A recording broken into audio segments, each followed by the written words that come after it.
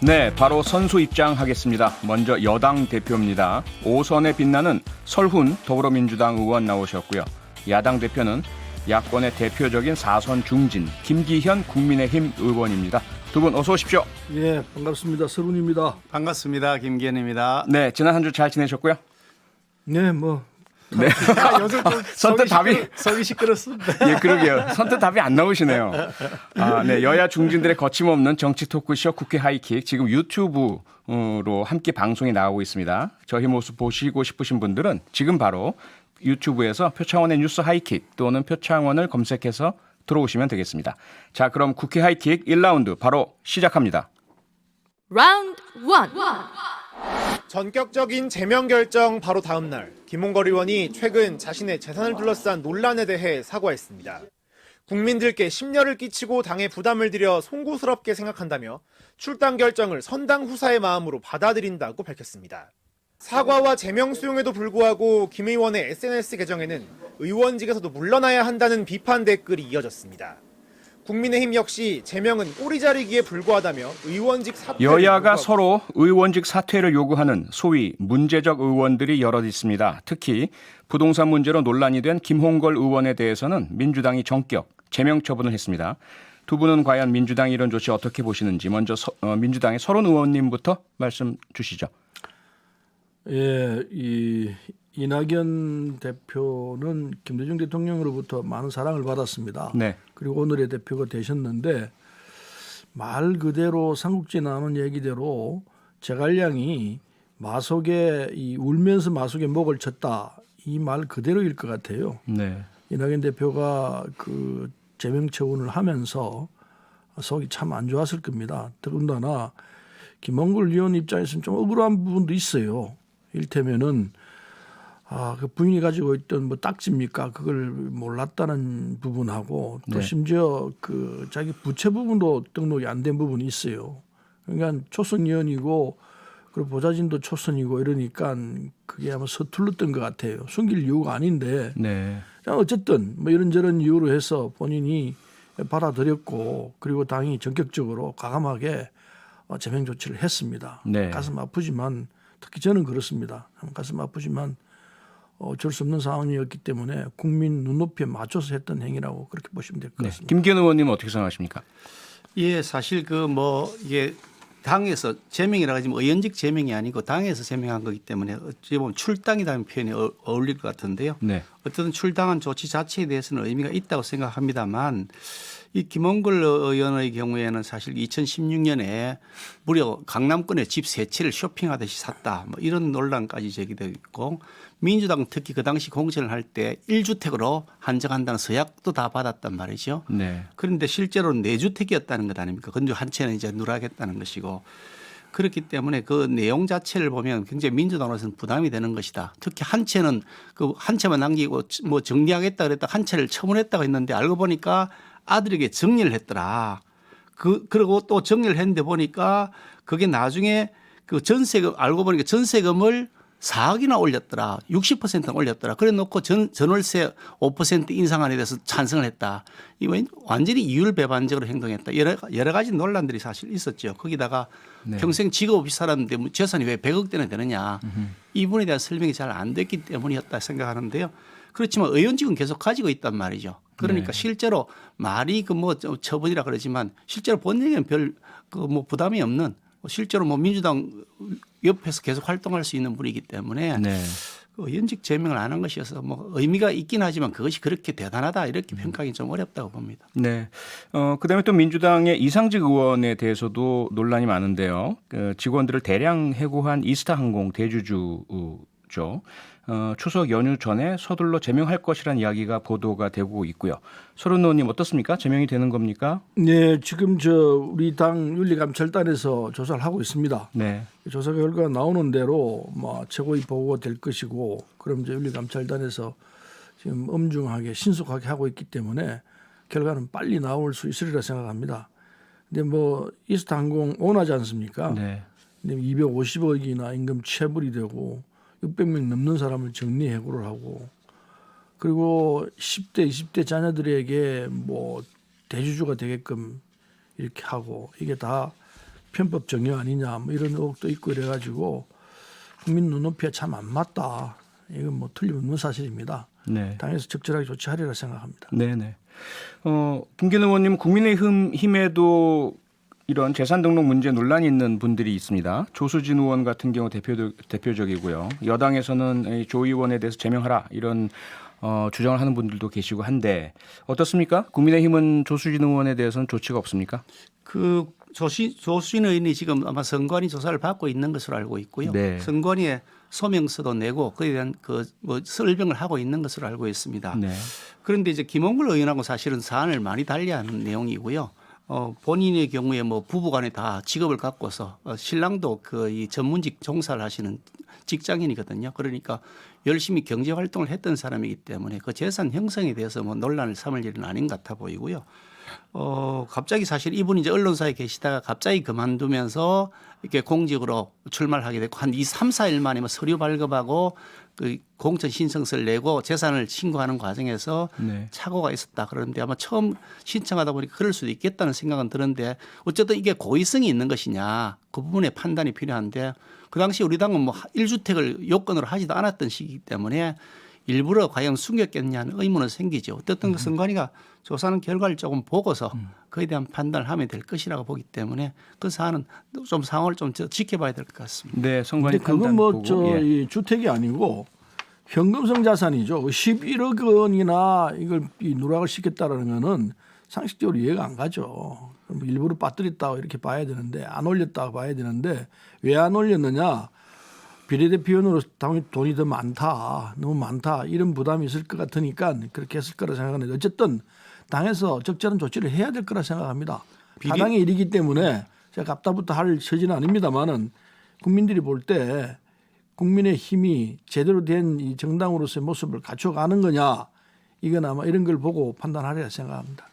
비례대표 의원의 경우에는 사실은 그 자신의 재산이 선거 공보에 등록이 안 됩니다. 일반 유권자들에게 알려지는 게 아니고 선관위 홈페이지만 올라가는 것으로 알고 있거든요. 그렇기 네. 때문에 그것을 뭐 꼭 숨겨야 될 특별한 이유가 있는 것 같지는 않은데 어쨌든 본인이 그 부분을 실수했다고 잘못했다고 시인하고 있고 그 과정에서 이제 고의성이 있는 여부를 선관위가 조사하고 있으니까 그 결과를 보면 될 것 같아요. 네, 선관위 결과를 보자는 말씀이니까요. 두고 보고요. 그다음에 이제 국민의힘의 박덕흠 의원 가족 회사가 피감 기관으로부터 수천억 원대 공사를 수주했다 이런 의혹에 지금 휩싸여 있습니다. 당에서도 긴급 진상조사위원회 구성을 하셨던데요. 박 의원이 아까 오후죠. 그 해명 기자회견을 했습니다. 과연 어떻게 들으셨는지 김기현 의원님 어떻게 들으셨습니까? 예, 우선 사실 이 사안은 이제 며칠 전에 불거져 나왔습니다. 뭐 네. 상임위원회 사보임은 이미 다 완료가 되었기 때문에 그건 논란이 아닌 것이고 결국 이해관계를 그 관철시키기 위해서 뭐 부패 행위를 했느냐 이 부분이 쟁점인데 며칠 전에 이게 뭐 민주당 측에서 문제를 제기해서 지금 진행이 되고 있는 사안인데 사실 파악이 좀 필요하고요. 네. 윤미향 의원 같은 경우에는 민주당에서 벌써 선거 당선된 직후부터 논란이 됐고 검찰 기소까지 되었는데도 아직 민주당에서 처분 조치를 아직 하지 않고 있거든요. 계속 미적거리고 있단 말이죠. 검찰 기소 내용을 보면 매우 심각한 상태다. 오늘 보도를 보니까 뭐 그 한 8년 동안 4억 원 이상의 돈을 그 할머니한테서 또 빼갔다. 현금으로 다 빼갔다. 이런 기사까지 나 있는데 그거는 그 김경률 씨인가요? 그분이 지금 그 자료를 내놨단 말이죠. 그리고 이런 것들에 대해서 몇 달째 끌고 있는데 비해서 지금 이 박덕흠 의원은 며칠밖에 안 됐습니다. 저희들 사실 조사를 하고 있고요.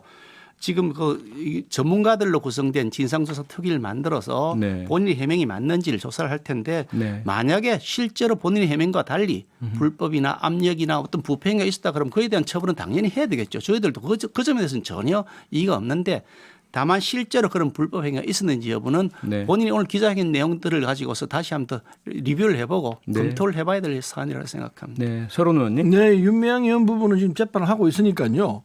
본인이 강력히 이 검찰 기소 부분에 대해서 반대하고 있고 그거 아니라고 주장하고 있기 때문에 재판에서 다퉈야 되니까 그 결과를 봐야 될 것 같고요.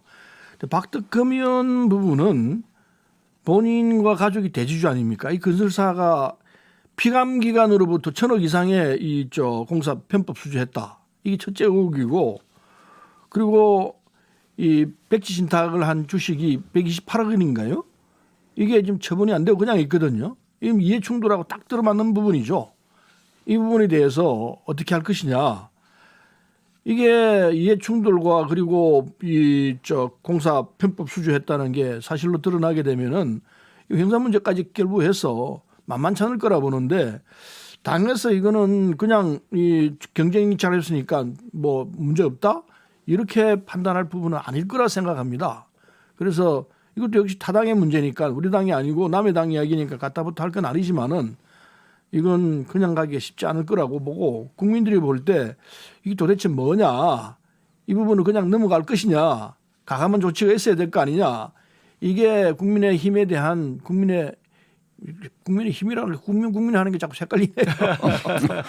국민의 일반의 생각이 아닐까 이렇게 생각합니다. 네. 그래서 조치를 빨리 할수록 뭐 우리 보고 벤치마킹하라는 건 아닌데 그 제대로 하는 게 필요할 거 아닌가 하는 생각을 합니다. 네, 김기현 의원님께서는 아마 국민의힘에서는 사실 조사를 마친 이후에 조치가 있을 것이다 말씀을 주셨고요. 서른 의원님이 방금 물꼬를 터주셨는데요. 이해 충돌 관련 내용은 조금 더 할 이야기가 많죠. 그래서 광고를 듣고 와서 본격적으로 더 짚어보겠습니다.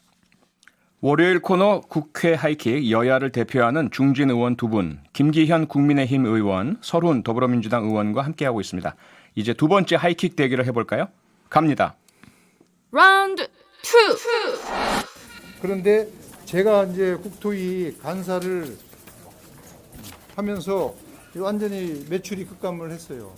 그래서 만약에 제가 국회의원으로서 특혜를 받았다 하면 매출이 국회의원 입장에서 늘어나야지 맞는 것이지 줄어든다는 것은 어떻게든 말이 안 맞는 거 아니겠느냐.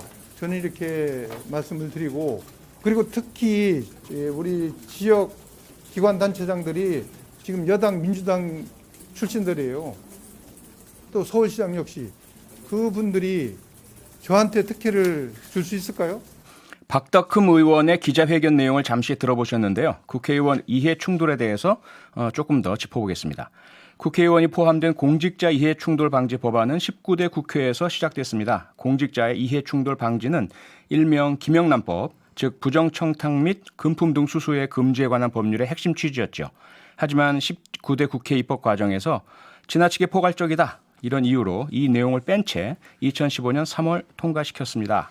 당시의 여야는 이 내용에 대해서 추가 논의를 하기로 했지만 잘 안 됐는데요. 두 분 과연 어떻게 생각을 하시는지 여쭤보도록 하겠습니다. 서른 의원님 먼저 좀 의견 주실까요? 네, 먼저 이해충돌 방지 조항이 뭐냐 이거 좀 설명을 해야 될 것 같은데요. 네. 이 공직자가 자신과 사촌 이내의 친족과 관련된 업무는 할 수 없도록 직무에서 배제하는 것 조항입니다. 네.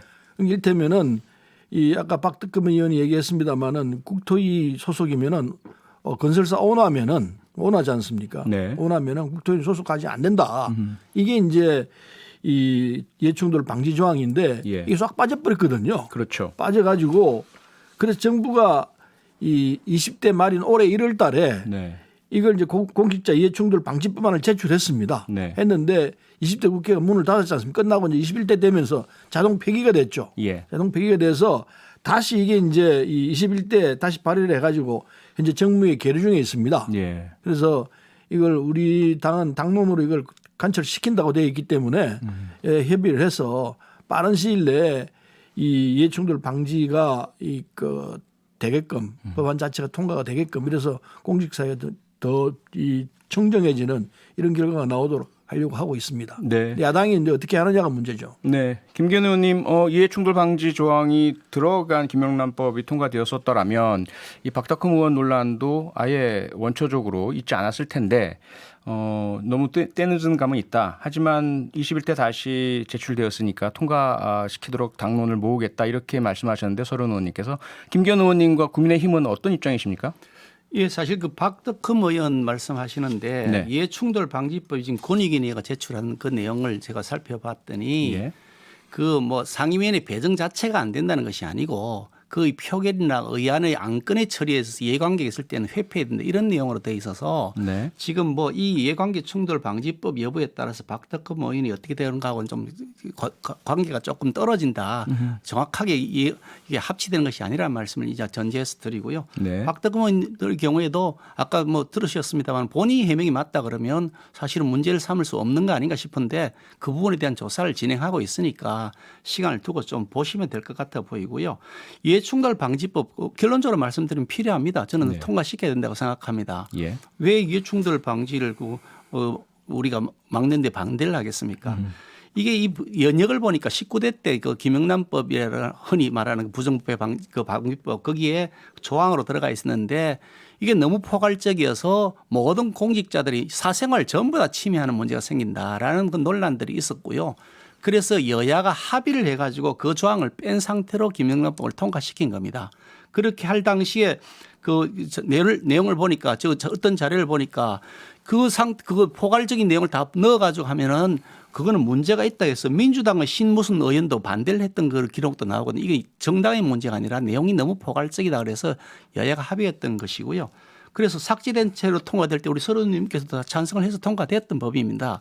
그런데 20대 때 들어와서 손혜원 의원의 이게 이제 부동산 투기 뭐 유죄 판결도 받았습니다만은 그것이 민주당 의원의 문제로 해서 논란이 되었을 때 네. 그때 이제 본격적으로 다시 화두가 되었죠. 그리고 정의당 그리고 바른미래당 의원이 법안을 제출한 적은 있었는데 민주당에서 사실 그 법안을 제출 안 했었습니다. 아마 자신의 자당에 속했던 의원 때문에 그랬던 게 아닌가 그런 뭐 생각을 저희 추측이긴 합니다만 어떻든 이 법을 그 당시에 민주당도 중점 법안을 통과시킨 적이 없습니다. 그러다가 21대 이제 국회에 오니까 이제 권익위원회 제출한 법안이 지금 제출되어 있는데요.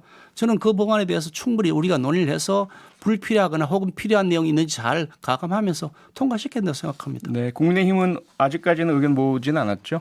당에서 뭐 논의한 건 아닌데요. 네. 저는 저 개인적인 의견은 우리가 필요한 내용이 있다면 당연히 그건 처리해야 된다고 생각합니다. 네. 지금 김기현 의원께서 그 손혜원 전 의원 전남 목포 부동산 투기 의혹 또 국회에서의 이해충돌 논란 짚어주셨는데요. 이번에는 국민의힘의 두 의원이죠. 앞서 살펴봤던 박덕흠 의원 그리고 윤창현 의원 사례도 이해충돌 논란이 일고 있습니다. 윤창현 의원 같은 경우는 교수 시절에 삼성물산 사회 이사를 하면서 삼성물산과 제일모직 간의 합병에 적극 관여했다. 이런 이제 보도가 있었고요. 또 이런 분이 국회 정무위에서 활동하는 것 이해충돌 아니냐. 고양이에게 생선 가게 맡기는 격이다. 이런 주장들이 제기가 되고 있습니다. 이 박덕흠 의원과 윤창현 의원 사례 과연 이해충돌 문제가 없는 것인지 서른 의원님 의견은 어떻습니까? 그런데 박덕흠 의원 부분에 대해서는요. 할 말이 많습니다. 오늘 아침 일간지 등을 보면요. 뭐 일일이 다 금명할 수 없을 정도로 이게 뭐 비리 수준의 엄청난 일들이 있었던데 지금 자기는 간사 맡고 난 뒤에 매출이 줄었다 이렇게 얘기하지만 그 전에 거는 어떻게 할 거냐고요. 그 전에 1,000억 이상 되는데 수천억 된다고 지금 또 보도가 나오는데 따라서 그 얘기들은 박덕흠 의원이 오늘 해명한 자료들은 제가 볼 때는 설득력이 없다고 생각하기 때문에 아마 내일 또 다른 반론 보도가 나올 거라 생각합니다만은 이 박 의원이 입찰 비리, 담화 목욕 이런 거로 여러 차례 고발된 적이 있습니다. 그래서 뭐 그때마다 다 피해 나왔다고 보는데 어쨌든 이 박덕흠 의원이 20대 국회 국토위원으로 활동했습니다. 그때 건설회사 입찰 담합에 대한 제재를 강화하는 법령 여기에도 보면은 이것도 자기 힘을 과시했습니다. 내용을 보면은 속기록에 보면은 국토법안 심사 소위 속기록에 따르면은 박 의원이 이 건설사가 제재를 이제 강화해야 되는데 입찰 담합을 해가지고 제재를 받으면은 3회 이상 제재를 받으면은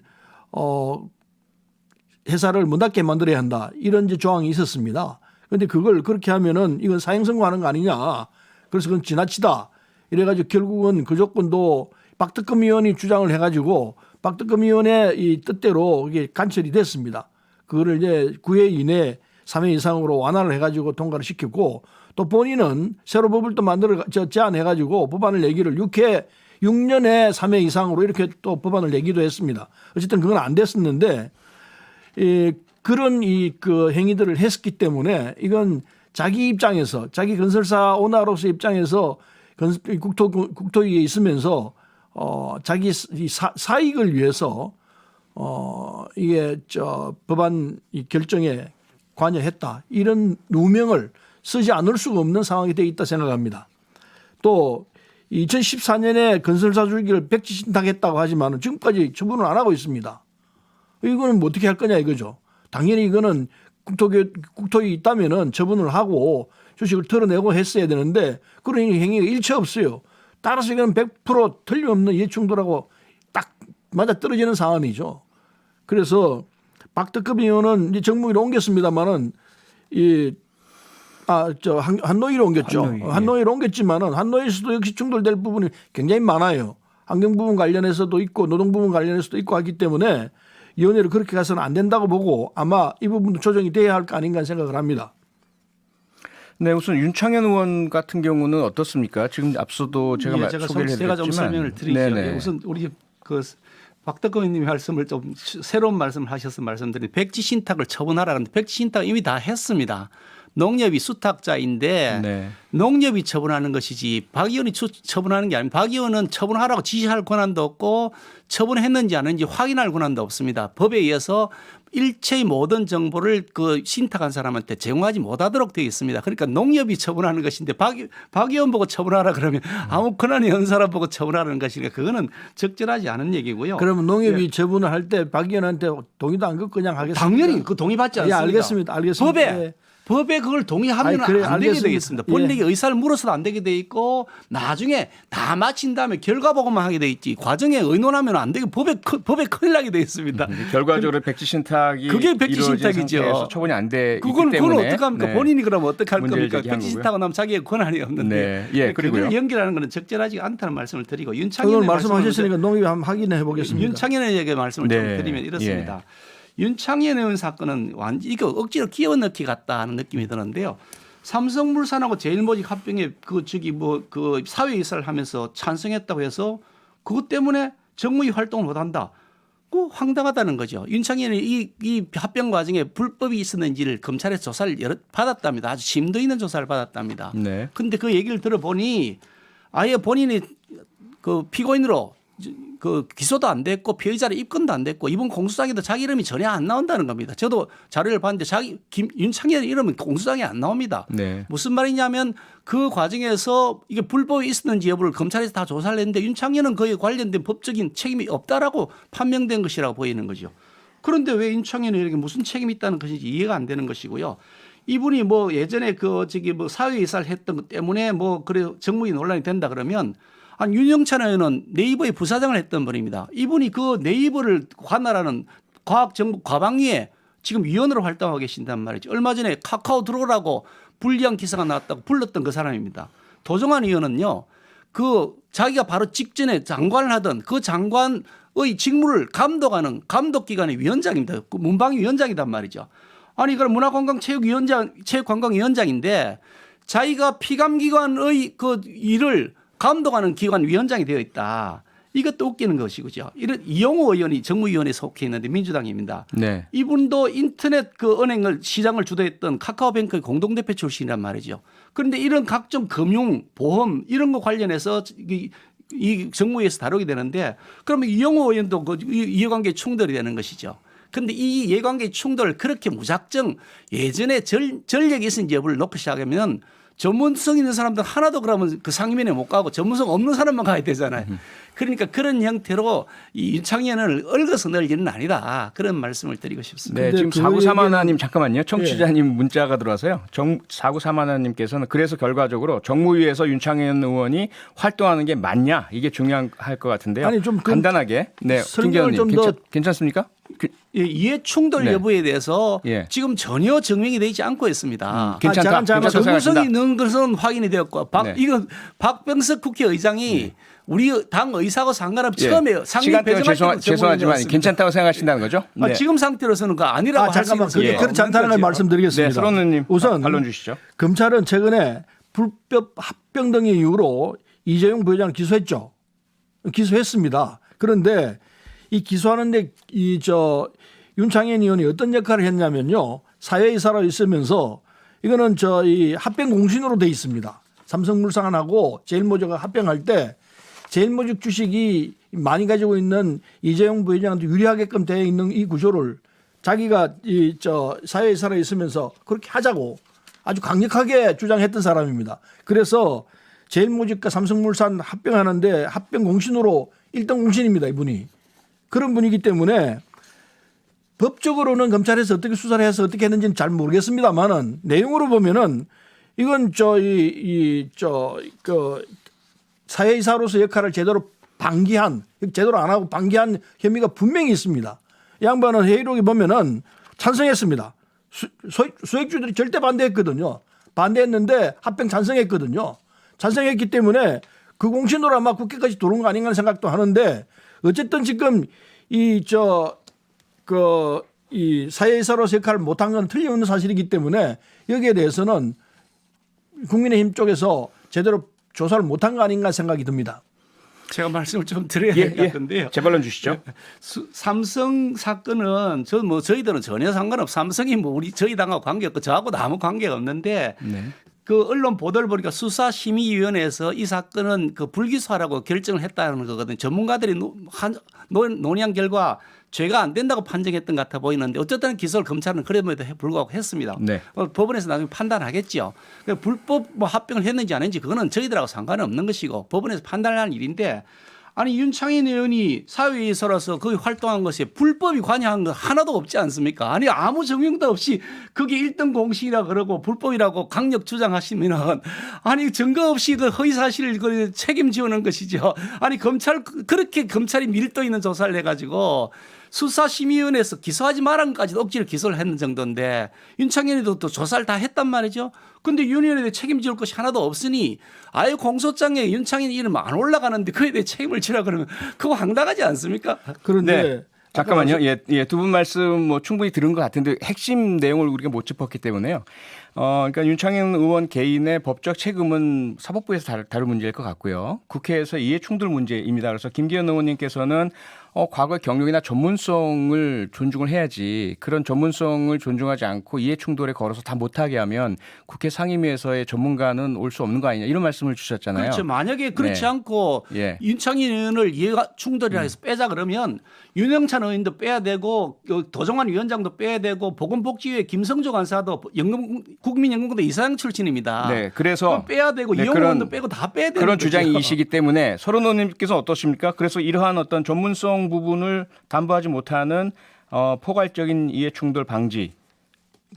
이해관계가 다를 수 있습니다. 일테면 문화관광부 문화체육부 장관을 했다고 그래가지고 네. 문체에 들어가지 말라는 얘기는 그 이해관계가 같습니까?